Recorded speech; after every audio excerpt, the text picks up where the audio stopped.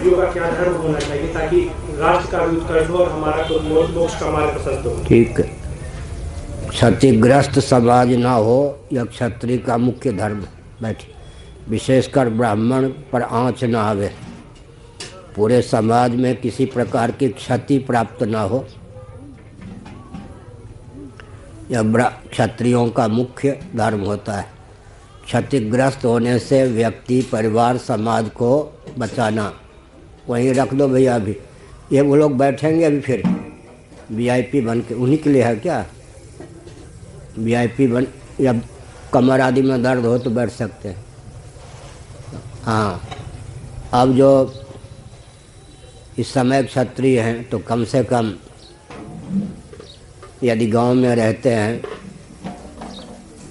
तो मठ मंदिर को केंद्र बना लें। हमारे जो मठ मंदिर हैं वो आध्यात्मिक दुर्ग हैं, उनको केंद्र बना लें। वहाँ कुछ समय भगवान नाम का संकीर्तन या हनुमान चालीसा का पाठ या कभी सुंदरकांड का पाठ, फिर आपस में बैठकर उस मंदिर को या मठ को केंद्र बनाकर एक परिधि चारों ओर निर्धारित करें। उतने क्षेत्र में जाकर व्यक्ति से कुशल पूछें, उनकी समस्या को अंकित करें, उनके निमित्त पहले प्रार्थना करें कि उनकी समस्या का समाधान हो। ईमानदारी पूर्वक अगर मठ या मंदिर के माध्यम से कुछ धन का संकलन होता है, उसका उपयोग करके जो क्षतिग्रस्त हैं, कष्ट पाते हैं, दुर्व्यसन मुक्त होने पर भी, परिश्रम करने पर भी भरपेट भोजन नहीं कर पाते, उनकी जीविका का मार्ग प्रशस्त करें। किसी क्षेत्र में मार्ग न हो तो श्रमदान के द्वारा मार्ग प्रशस्त करें। और ऐसा एक वैकल्पिक न्याय का स्वरूप निर्धारित करें कि कोर्ट में जाने के पहले ही आपस में समझौता हो जाए, वैमनस्य दूर हो जाए। इस प्रकार का काम क्षत्रिय कर सकते हैं। और अपने क्षेत्र में जो क्षत्रिय हैं, कम से कम प्राथमिक जो सैन्य शिक्षा है, स्काउट ये क्या और कराटे आदि के माध्यम से अवश्य लें, ताकि एक व्यक्ति 10 व्यक्ति आवश्यकता पड़े तो 10 व्यक्ति की रक्षा कर सके, 10 व्यक्ति से भिड़ भी सके।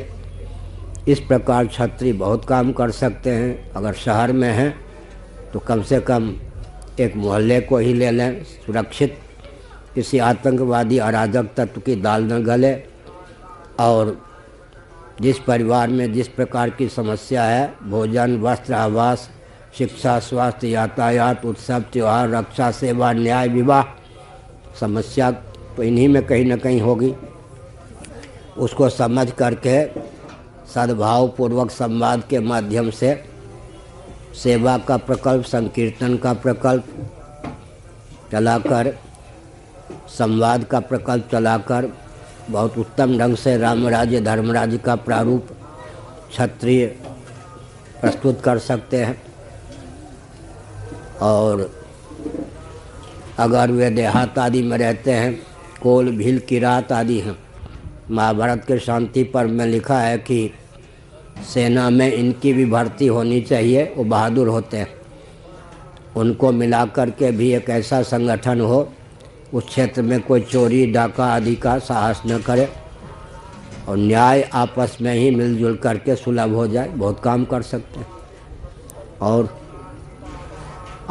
अपने क्षेत्र में जो एमएलए एमपी के चुनाव लड़ते हैं, सरपंच आदि होते हैं, वो नेक व्यक्ति हों, अच्छे व्यक्ति हों, सेवा के नाम पर शोषक न बन जाएं।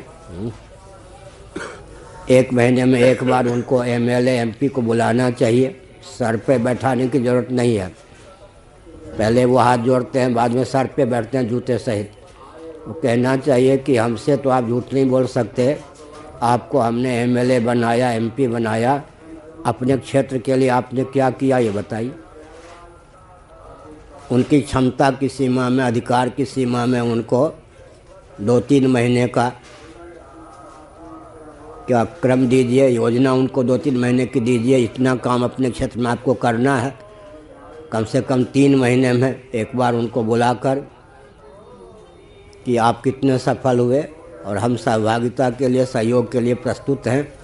इस तरह से आपके क्षेत्र से सरपंच, एमएलए, एमपी सब नेक व्यक्ति हों, सक्रिय हों, सूझबूझ संपन्न हों, बहुत अच्छा काम कर सकते हैं क्षत्रिय, और उनको भी साथ ले सकते हैं। और